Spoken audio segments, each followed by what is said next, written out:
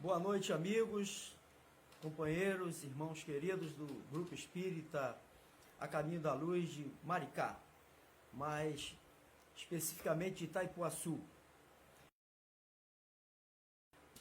Ao nosso trabalho da noite e nós ainda temos alguns minutos antes de iniciar, nós vamos colocar uma musicazinha para a gente aguardar as pessoas, os nossos companheiros aí se conectar a nós, ok?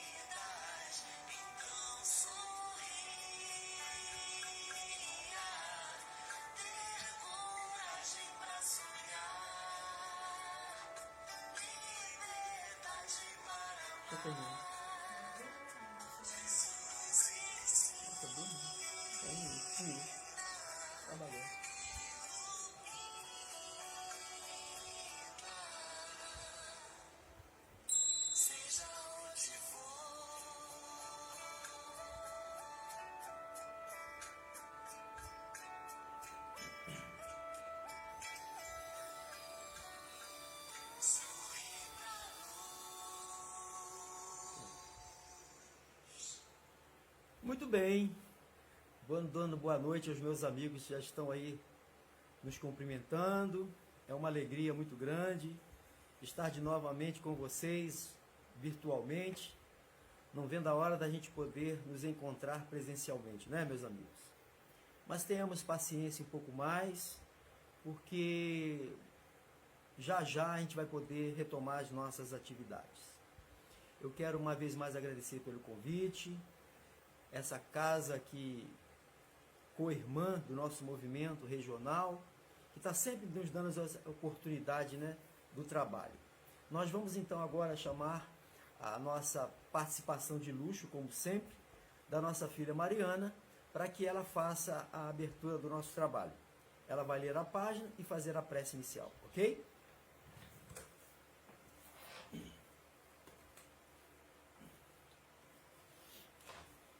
Boa noite a todos. Vamos então fazer a nossa leitura de página do livro Vinha de Luz, de Chico Xavier, pelo Espírito de Emmanuel.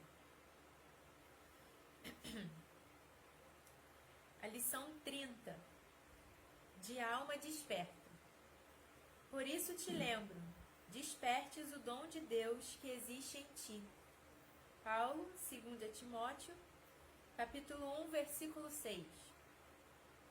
É indispensável muito esforço de vontade para não nos perdermos infinitamente na sombra dos impulsos primitivistas. À frente dos milênios passados, em nosso campo evolutivo, somos suscetíveis de longa permanência nos resvaladouros do erro, cristalizando atitudes em desacordo com as leis eternas.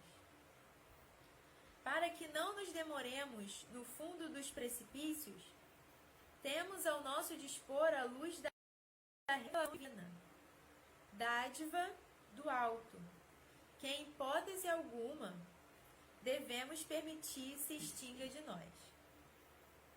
Em face da extensa e pesada bagagem de nossas necessidades de regeneração e aperfeiçoamento, as tentações para o desvio surgem com esmagadora porcentagem sobre as sugestões de prosseguimento no caminho reto dentro da ascensão espiritual.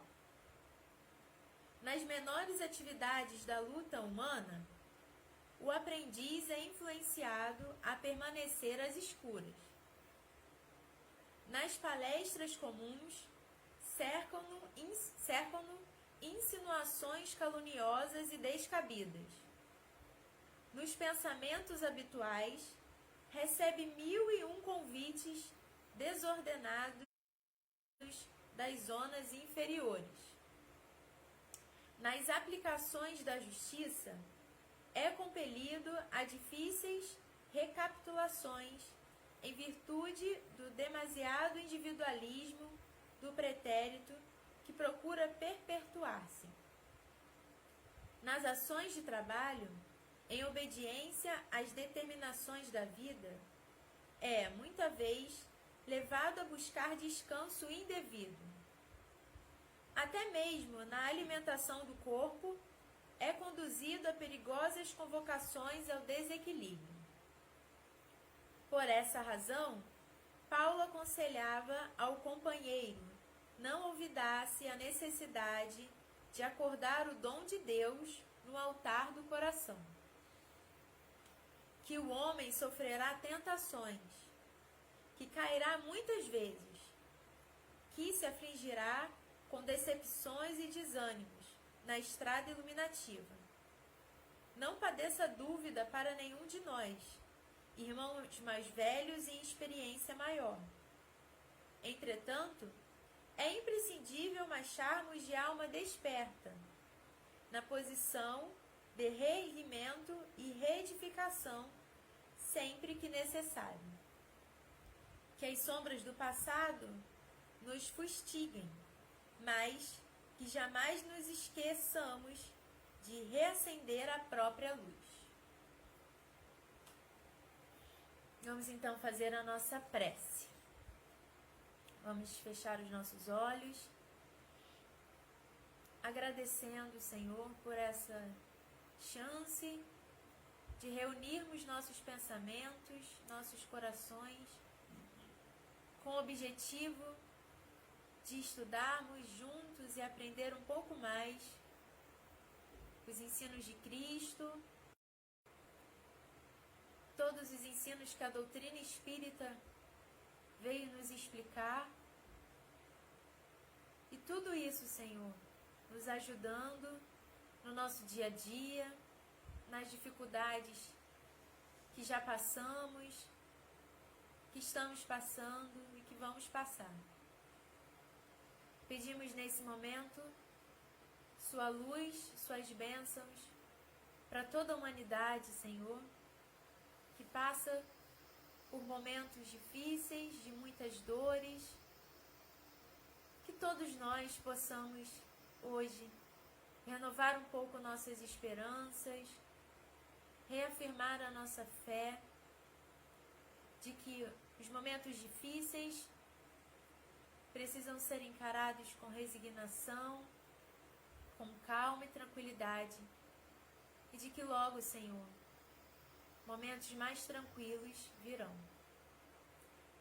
Continue abençoando e protegendo nossas famílias, nossas casas espíritas, e esteja conosco hoje e sempre. Que assim seja, graças a Deus.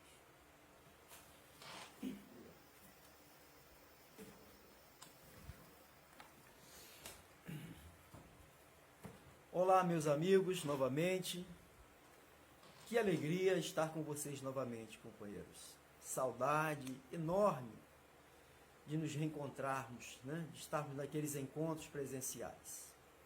Mas entendemos a situação grave que estamos enfrentando e nós, de alguma forma, precisamos dar continuidade ao que for possível fazer nas condições que nos encontramos.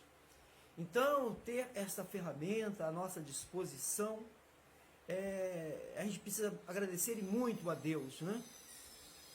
Por essa concessão. E aproveitar mais esse momento para a gente refletir, estudar, procurar se assenhorar mais adequadamente do conhecimento espírita. Para quem nos conhece mais particularmente, convive mais conosco, né, no dia a dia da casa espírita, aqueles que tiveram sob a nossa coordenação durante 12 anos numa casa espírita, a qual ficamos na condição de presidente e diretor doutrinário, sabem que temos uma preocupação muito grande com a fidelidade espírita. E sabemos que precisamos estudar sempre, pois que este é um convite que o Espírito de Verdade nos faz no Evangelho segundo o Espiritismo. Espíritas, amai-vos, este é o primeiro ensinamento. Espíritas, instruí-vos, eis aí o segundo ensinamento. Então, a gente tem que fazer um esforço muito grande de estar muito vigilante com a prática espírita, com os estudos espíritas, porque uma coisa está intimamente ligada com a outra. O estudo pormenorizado, detalhado e aprofundado da doutrina espírita é que vai nos dar condições de uma prática segura, eficaz e genuína espírita. Então nós não abrimos mão desses postulados como uma ferramenta de produzir trabalho espírita. E hoje estamos nos propondo aqui trazer um tema de muita complexidade. Falar do médium espírita. E eu, há um ano, que me debrucei a escrever sobre esse tema, a qual é o conteúdo do nosso próximo livro, que está para sair nos próximos dias, talvez 20, 30 dias. E eu pude, neste tempo, resgatar algumas memórias, resgatar algumas lembranças de experiências vividas na atividade mediúnica da Casa Espírita. Então resolvi começar a estudar, a falar a respeito dessa função tão complexa, ainda que de aparência muito simples. Porque a reunião mediúnica é uma reunião de aparência muito simples. Não há nenhum ritual, nenhum paramento, nenhuma instrumentalização, senão aquelas necessárias à acomodação da equipe, ou seja, uma mesa e cadeiras. Então, nós estamos falando de mediunidade que alguns que ignoram os postulados espíritas chegam a afirmar de que a mediunidade foi uma criação do espiritismo. Ora, nós estamos falando aqui de duas coisas: do médium, da mediunidade, e do médium espírita, que é outra coisa, é outra responsabilidade. E nós vamos tentar, na noite de hoje, nesses 50 minutos de conversa, de bate-papo, vamos tentar elencar aqui alguns conceitos, algumas orientações fundamentais no exercício dessa tarefa. Primeiro, queremos dizer que a mediunidade não foi criada pelo Espiritismo, muito menos é propriedade do Espiritismo. A mediunidade é uma característica que está associada à criatura humana, à sua instrumentalização física, orgânica. Se nós formos olhar para o retrovisor da história de todos os povos, nós vamos encontrar presente manifestações mediúnicas. A faculdade sendo trabalhada, usada com diversos fins, né? Então, o próprio Antigo e o Novo Testamento tem diversos relatos, diversos fatos que comprovam essa veracidade da existência da faculdade. Vamos encontrar também uma proibição de Moisés dessa interlocução com os mortos. Então não faz nenhum sentido se proibir algo que não existisse. Então a mediunidade, a faculdade mediúnica, ela era, sim, utilizada e muito mais do que a gente possa pensar.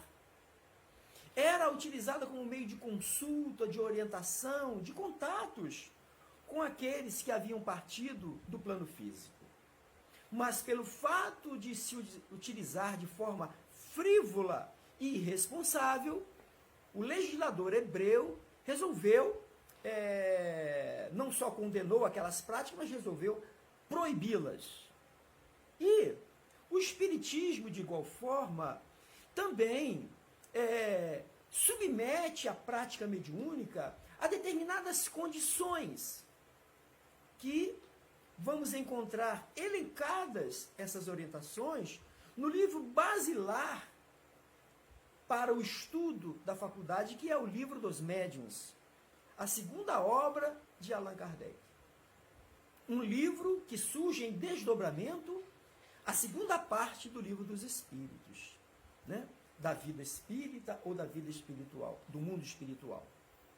Mas o termo médium, a isso sim, foi criado, foi uma alcunha que dá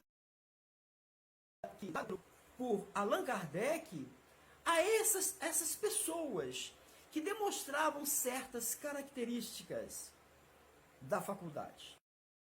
Mas vamos encontrar outros termos para exprimir a mesma ideia. Por exemplo, oráculo, pitonisa, profetas, feiticeiros, bruxos. Todas essas nomenclaturas serviram para identificar alguém que tinha uma faculdade, uma percepção a mais do que as pessoas, entre aspas, viu, consideradas normais. Porque a faculdade não é uma coisa anormal, fora das leis naturais de Deus. Não. E o estudo do Espiritismo, o estudo da obra espírita, nos permitirá adquirir essa convicção que a faculdade é uma coisa que está prevista na lei natural, prevista na lei de Deus. Nós, de igual forma, nós vamos encontrar aos nossos dias essa prática sendo usada em diversos segmentos religiosos. Nós vamos encontrar a prática mediúnica nos terreiros de Umbanda, nos terreiros de Candomblé, na Igreja Católica, no movimento protestante, nas suas diversas vertentes.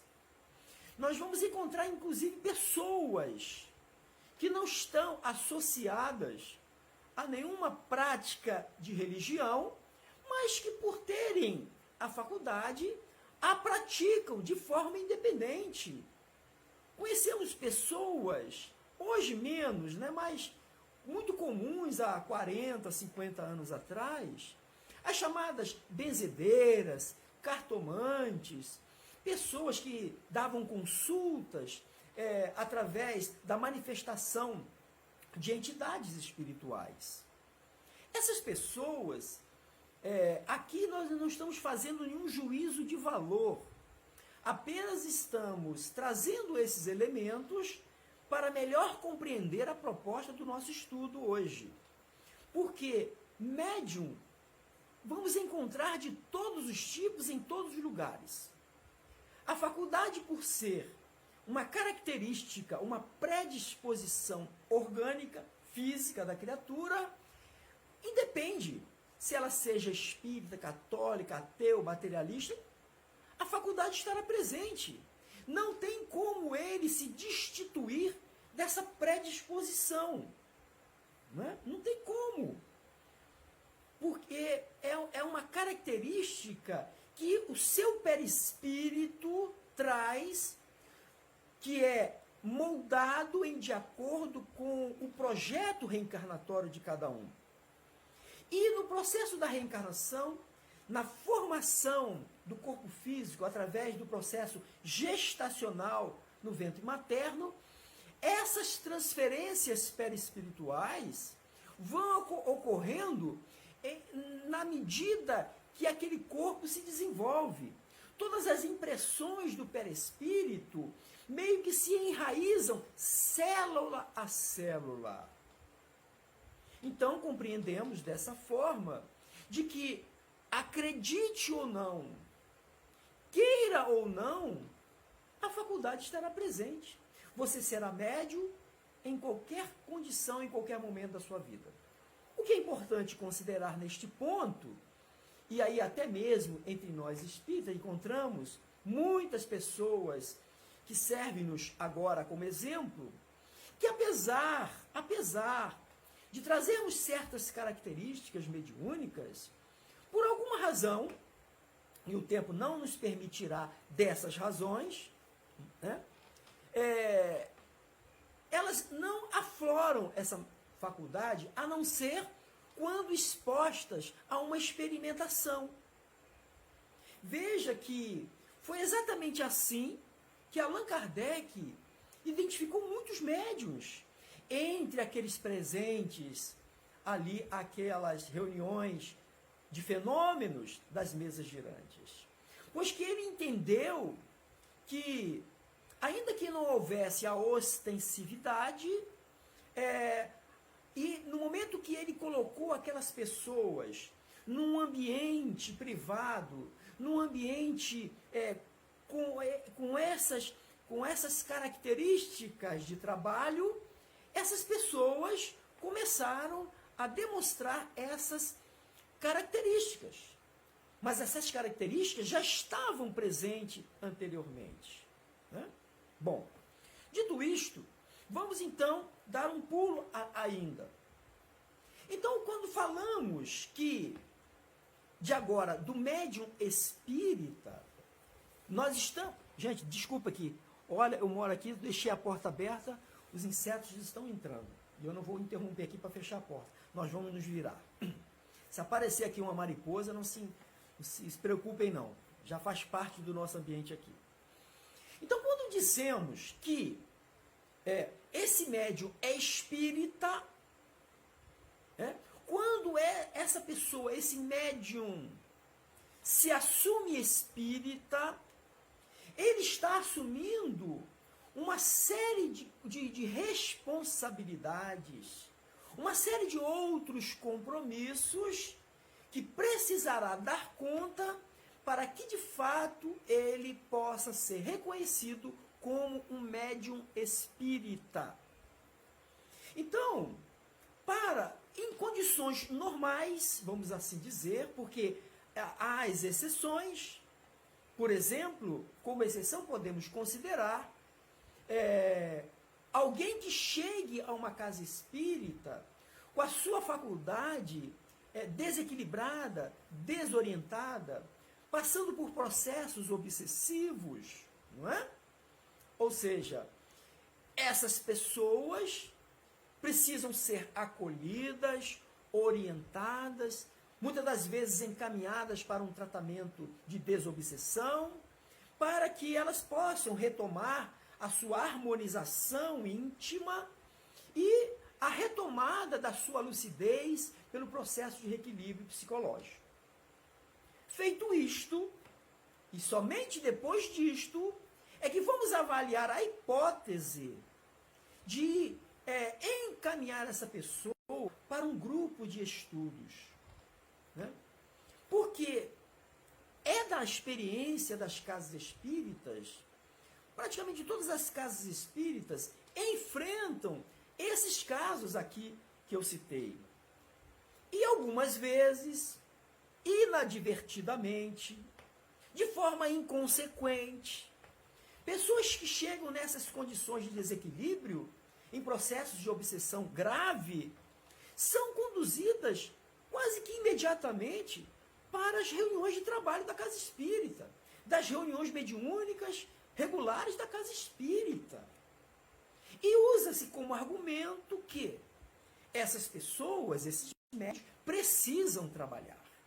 Veja, não discordamos que o labor-terapia, o fato de nós nos ocupar na nossa mente em algo útil, faz parte da terapêutica que vamos propor para essas pessoas.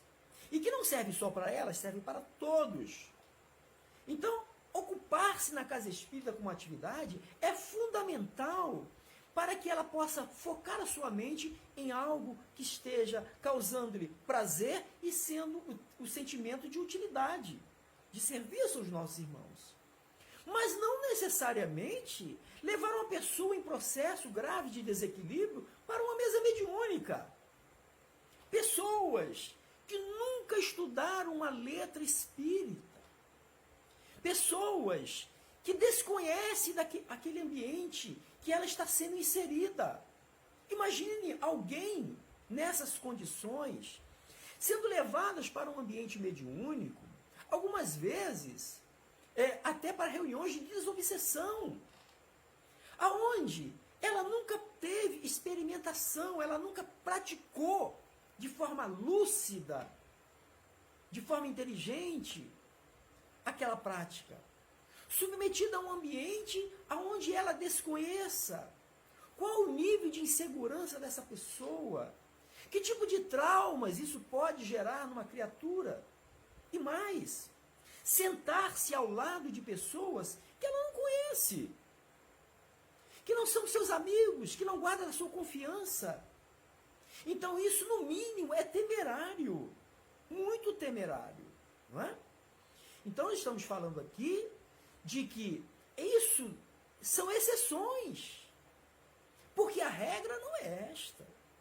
A regra é vencida a primeira etapa de acolhimento, de esclarecimento, e retomada minimamente da lucidez, da confiança em si mesmo, do seu equilíbrio emocional e psicológico, aí sim, nós vamos fazer os esclarecimentos mais técnicos sobre a mediunidade, mas dizendo que se ela assim quiser orientar-se em nossa casa, através da orientação espírita, que ela terá que cumprir um plano de atividades para que se possa qualificar-se minimamente para o início de uma tarefa.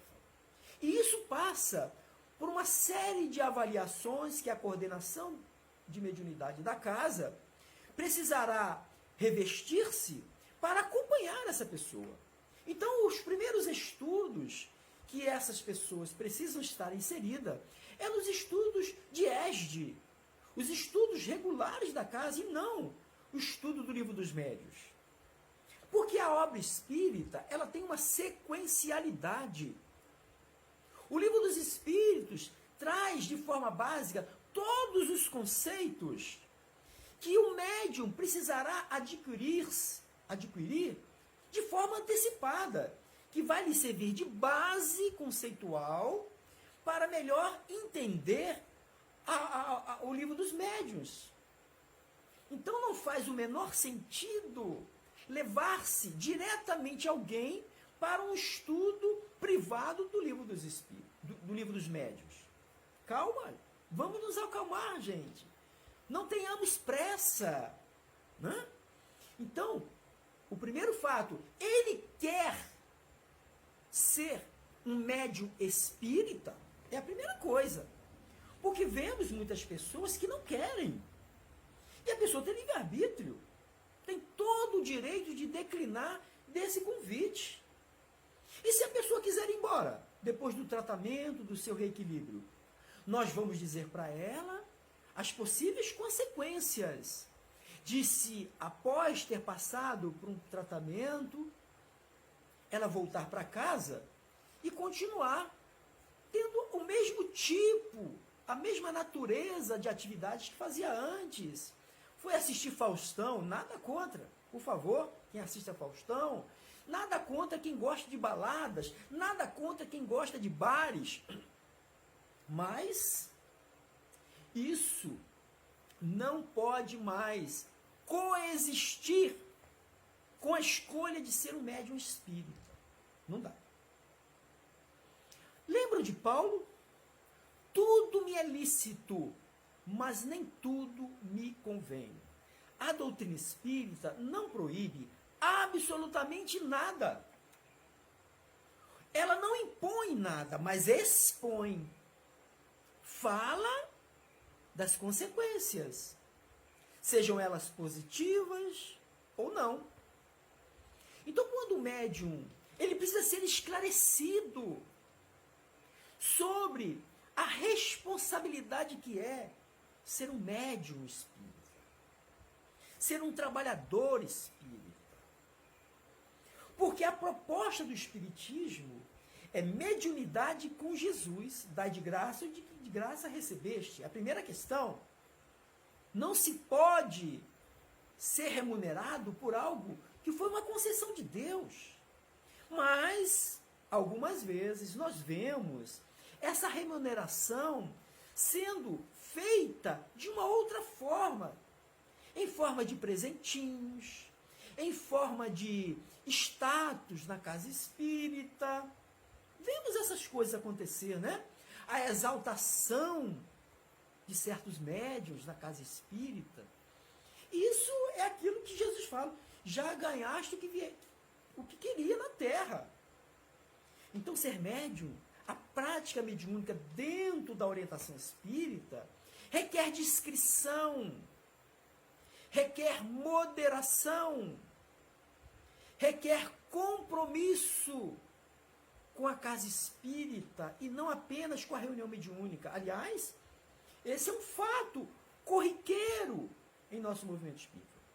Médiuns que são verdadeiros desconhecidos dos demais membros da casa espírita, dos demais setores que compõem a casa espírita, pelo fato de apenas ter presença no dia e na hora da reunião mediúnica. E quando também, algumas vezes, né, se compromete a estarem nos estudos privados, né, da equipe mediúnica. Mas quanto ao demais, não frequentam reuniões públicas, não tem nenhuma atividade diversa na casa espírita, não tem dificuldade de participar, né, das visitas fraternas, de se preparar para uma outra atividade na casa espírita. Não, o meu compromisso é a atividade mediúnica. Esse tipo de médium, meus irmãos, com todo respeito, nós encontramos em qualquer esquina. Médium que não quer compromisso com mais nada. Ele acha, pelo fato de ser médium, ele só tem que trabalhar com a mediunidade. Só que tem um detalhe, meus irmãos. Médium é médium 24 horas por dia. E o que temos visto algumas vezes é uma verdadeira catástrofe comportamental de alguns médiuns. Quero crer que não é a maioria, né? Convenhamos, né? Nós sabemos que no movimento espírita, em nossas casas, temos um grande número de companheiros dedicados, compromissados, que estão no esforço hercúleo de vencer as suas más tendências. Pessoas que são capazes de vencer obstáculos. Não tem problema de ser reunião à noite, de dia, longe, perto, com chuva, com sol, com frio, com calor. Às vezes até com enfermos. Essas pessoas vão lá e cumprem com a sua atividade. Sabemos que essa é uma grande maioria. Mas, infelizmente, nós temos certas laranjas em nossas caixas que precisam ser, né, trabalhadas, porque senão vai contaminando os demais. E a gente corre um sério risco de naturalizar essas coisas. Isso é um problema muito sério. Leon Denis diz o seguinte, que o espiritismo será aquilo que os homens fizerem dele. Essa frase, quem conhece nosso primeiro livro, está na antecapa. Eu fiz questão de colocar lá. Na antecapa do livro, Espiritismo, um olhar crítico. O espiritismo será aquilo que fizermos dele. Isso é muito sério, é muito grave, profundo e preocupante. Então o médium espírita, primeiro, ele tem que saber que ele tem que cumprir certas etapas. E depois de ter cumprido as etapas iniciais, é que será feita uma avaliação de um possível convite, que é outra questão importante. Eu estou tentando resumir todo o livro que vai sair em 1 hora, isso não será possível, obviamente, né?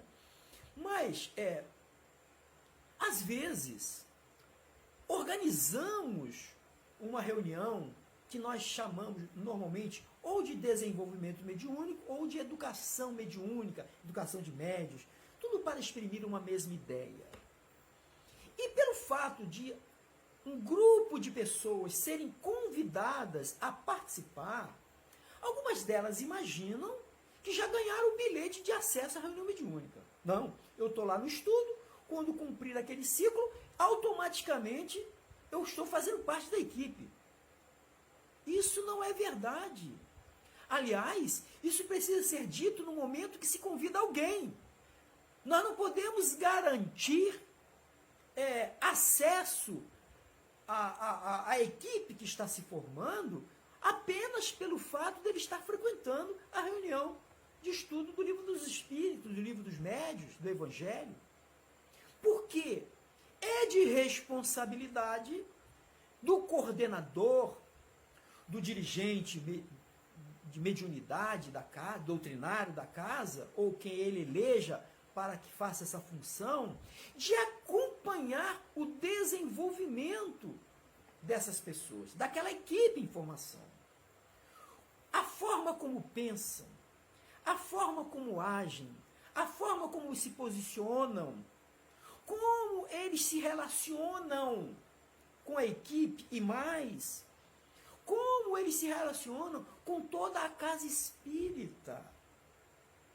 Porque o médium espírita precisa ter essa relação, essa amplitude de relação com a casa espírita. Então é muito comum o médium espírita ser orador, ser passista, ser atendente fraterno, coordenadores de estudo. Sim, mas eu quero ver médium também preparando a sopa, descascando legumes. Eu quero ver médium fazendo visita fraterna, atendendo a uma família em dificuldade. Eu quero ver médium participando das atividades de limpeza, de reestrutura da casa espírita. Eu quero ver médium participando das campanhas de quilo na rua.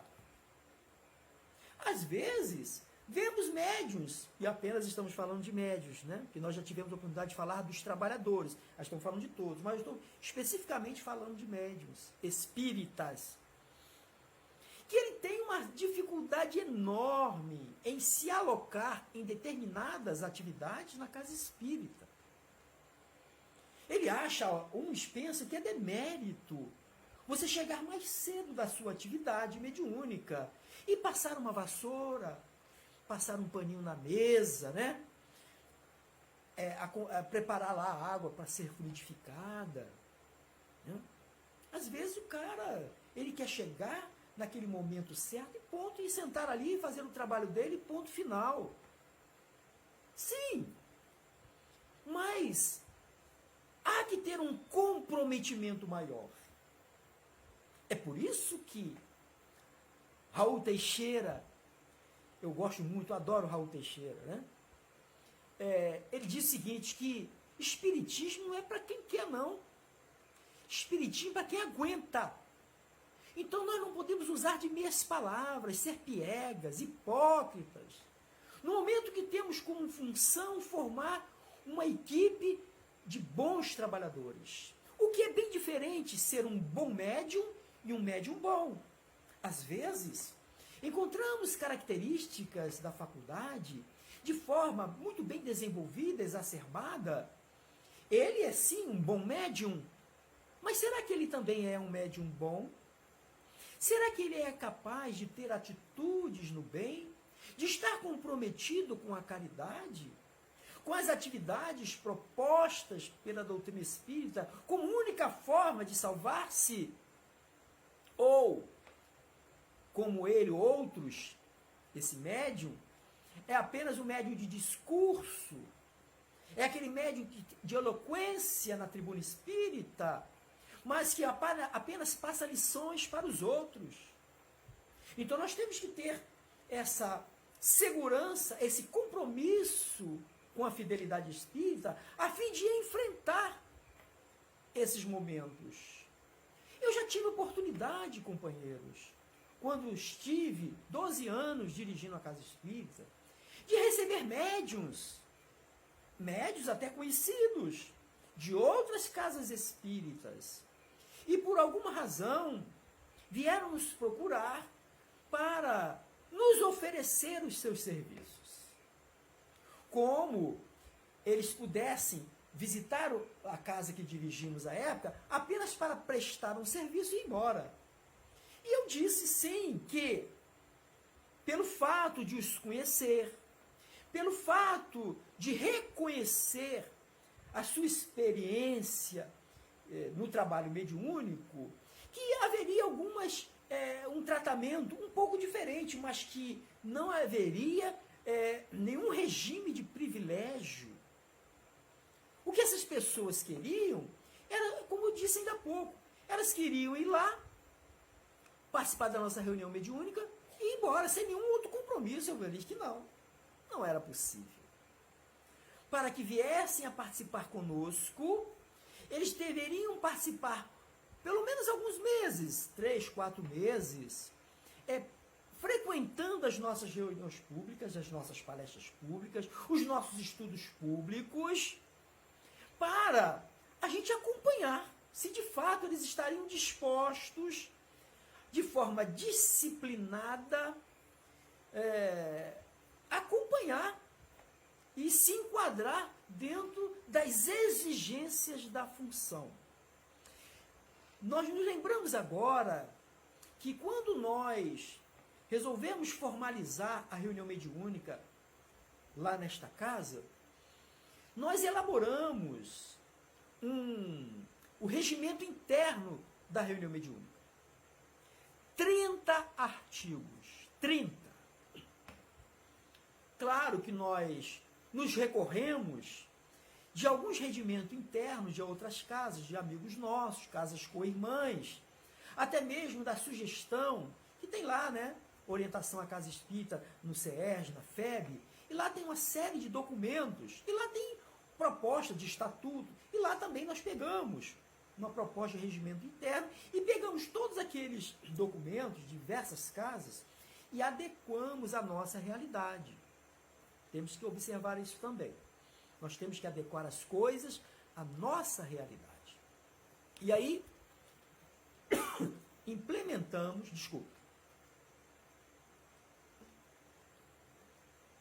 redigimos o regimento interno, em colaboração com alguns companheiros que já exerciam certas funções em nossa casa.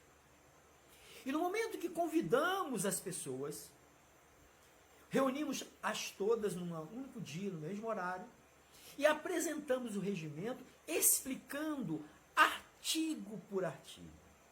O que cada artigo daquele exigia de nós. O que queria dizer? Qual era o objetivo dele? Ficamos aproximadamente 2 horas. E depois que esclarecemos todos aqueles pontos, nós fomos um a um. Você se compromete a assumir tudo que você ouviu aqui, que foi explicado em cada artigo deste? Alguns disseram, eu não tenho condições, eu não vou dar conta. Parabenizei-o, cumprimentei-o e vida que segue. E apenas ficaram aqueles que inicialmente disseram que ia dar conta. Então eu fiquei muito à vontade em cobrar o cumprimento do regimento interno. As responsabilidades, os compromissos que foram assumidos, aceitos e assumidos no momento que apresentamos o regimento interno. Ninguém foi obrigado. Eles aceitaram livremente. Então nos deixaram muito confortável em afastar aquele companheiro que não estava dando conta. Então, gente, isso tudo para dizer que não há nenhuma garantia pelo fato de você estar participando de uma atividade que você vai estar participando da outra. Muitos não reuniam condições para seguir adiante. E nós tínhamos que explicar a essas pessoas as razões que elas não iam seguir, pelo menos naquela atividade, porque estavam desprovidas daquelas qualidades de trabalho em equipe. Lembram Allan Kardec? Que a reunião mediúnica é um ser coletivo. Ou seja, Allan Kardec não queria, com essa propositura, nos tornar todos iguais. Não. Óbvio que não. Mas ele queria que as nossas diferenças, os nossos pontos de vista, fossem minimizados de tal forma que todos pudessem trabalhar pelo mesmo ideal. Que todos pudessem estar caminhando no mesmo sentido. Porque as diferenças, as interpretações, vão acontecer de forma diferente. E nós temos que ser capazes de enfrentar essas possíveis dificuldades que toda equipe enfrenta com muita serenidade, mas com muita firmeza. Porque se nós não formos firmes em determinadas situações, nós corremos o risco de perder por completo o controle da nossa atividade, companheiros. Então, o nosso tempo está correndo, viu? É muito trabalho, muita coisa a ser tratada nesse tema de hoje. Bom, nós sempre dissemos, sempre falamos em nossas palestras. Quem está nos ouvindo aqui, eu já tive por diversas vezes no GECAL aí de Itaipuaçu. E sempre que eu aí estive, eu fiz questão de falar exatamente o que penso, das minhas convicções enquanto espírita. E por este fato de não temer me posicionar diante de assuntos, às vezes, difíceis de enfrentamento. Então, as pessoas que estão nos acompanhando aqui sabem que não é a primeira vez que falo sobre isso. Faz parte da minha história espírita. Desde quando compreendi a enorme responsabilidade de se dizer espírita. Porque quando eu assim o faço, eu assumo uma representação. Eu estou representando todo um arcabouço doutrinário, um arcabouço de conhecimento, e que significa dizer que eu preciso me esforçar em ser representante também, não só do que penso, mas sobretudo do que faço. Então, diante disto, a gente observa a influência moral do médium nas comunicações, meus irmãos. É uma questão fundamental e necessária a ser enfrentada. Allan Kardec, no livro Gênesis, em seu capítulo 14, quando vai tratar da qualidade dos fluidos, ele vai elencar lá dois tipos de influência. A influência moral, ou seja, o que o médium pensa, o que o médium sente, isso tem uma influência determinante na qualidade das comunicações. E o outro tipo de influência é a influência física. Então ele vai dizer que os fluidos adquirem com essas duas influências determinadas características. E ele elenca lá uma série delas. Enquanto se a moral for boa, as características do seu fluido serão elevados, curadores, né? Tranquilizantes, tudo de positivo, né? De igual forma, a influência física do organismo. Porque a questão anímica do médium, e eu trato nesta obra que está por sair, um capítulo bem extenso sobre a contribuição anímica do médium. Aliás, muitos pensam que animismo é fraude. Um completo equívoco. Animismo não tem nada a ver com fraude. Absolutamente.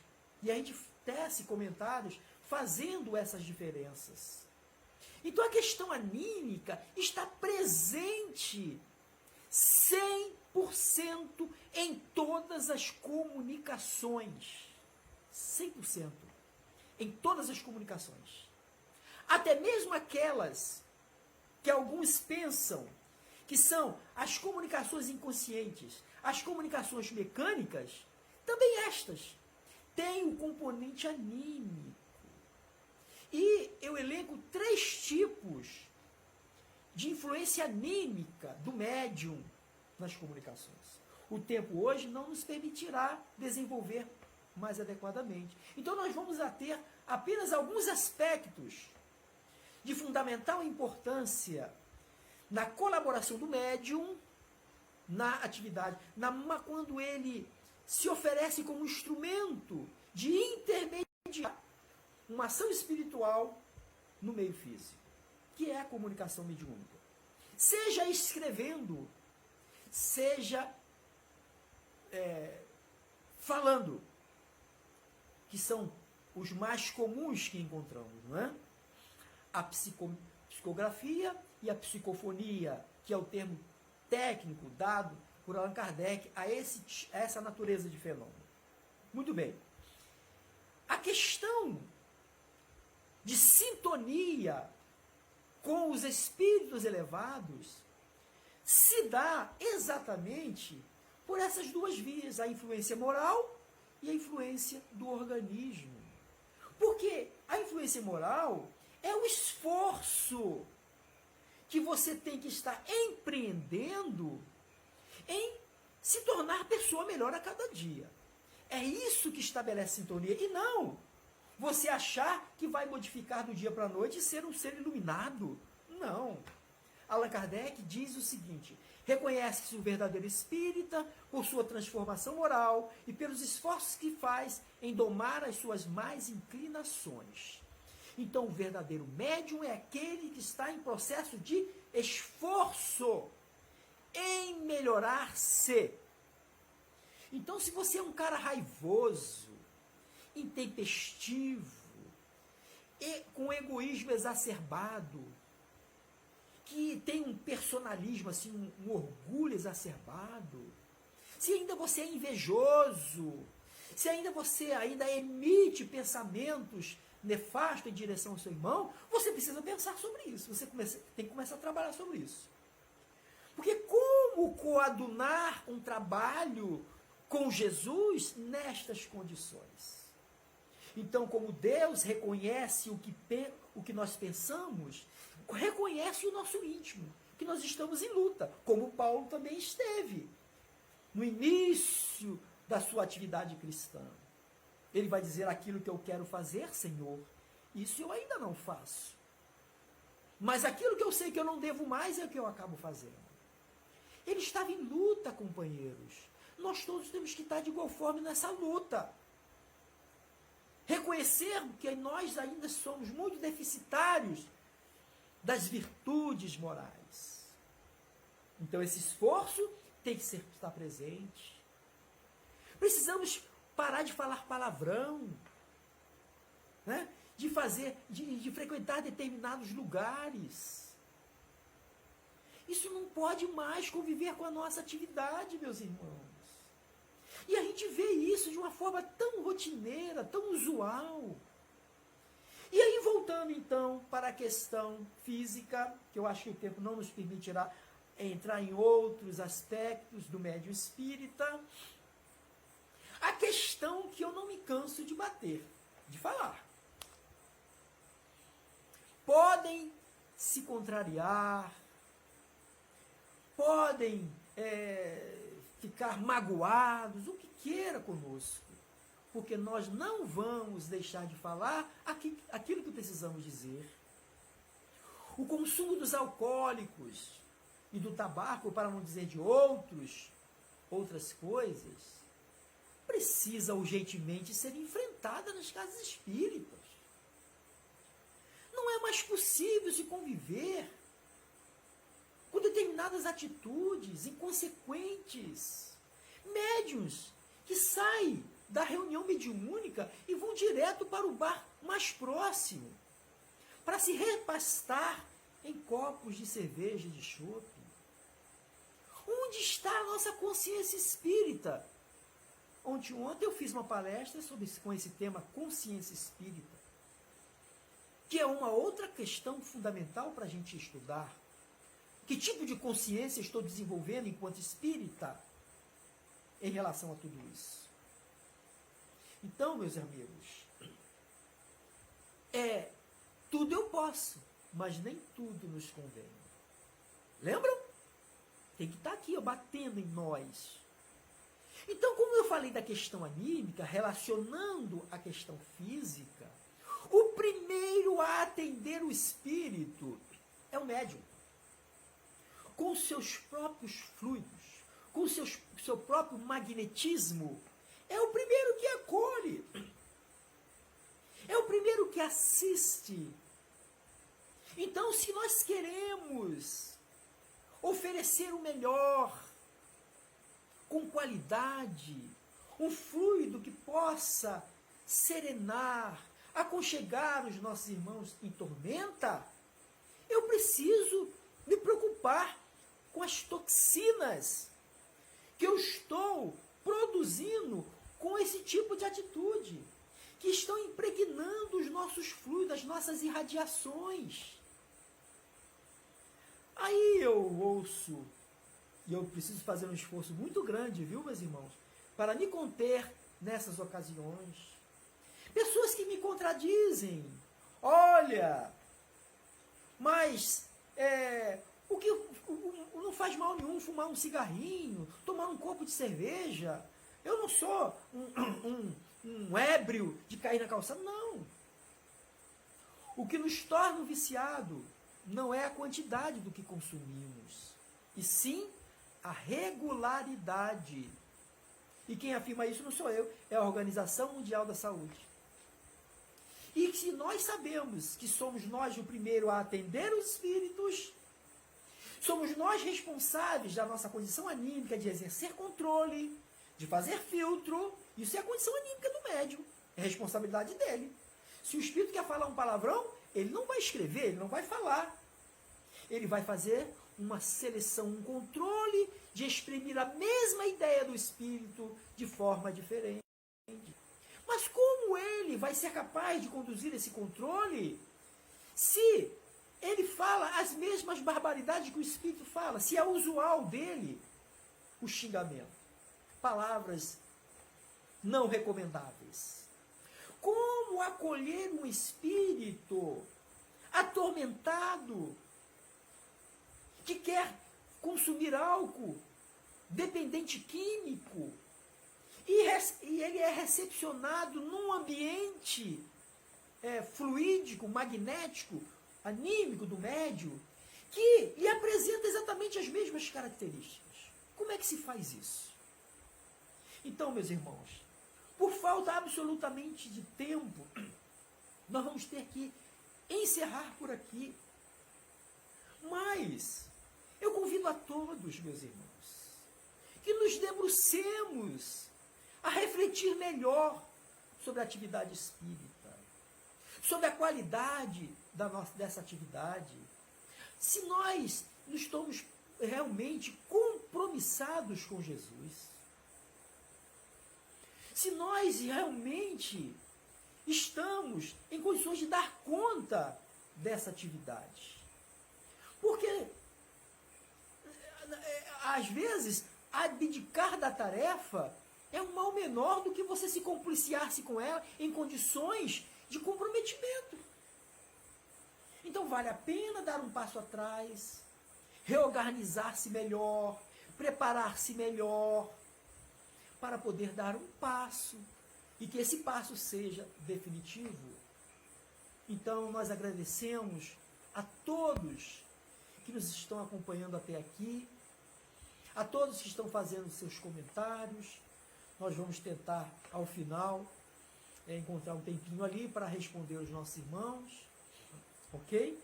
Eu estou muito feliz, mais uma vez, de estar com vocês. Espero nos reencontrar em outras, em condições diferentes destas, que a gente possa nos revisitar, não é? Nos reencontrar, olho no olho, abraço, que como está fazendo falta para nós. Então, meus amigos, nós vamos fazer então a nossa prece de encerramento, a qual convido a todos que possam nos acompanhar. Se conosco, Jesus, uma vez mais.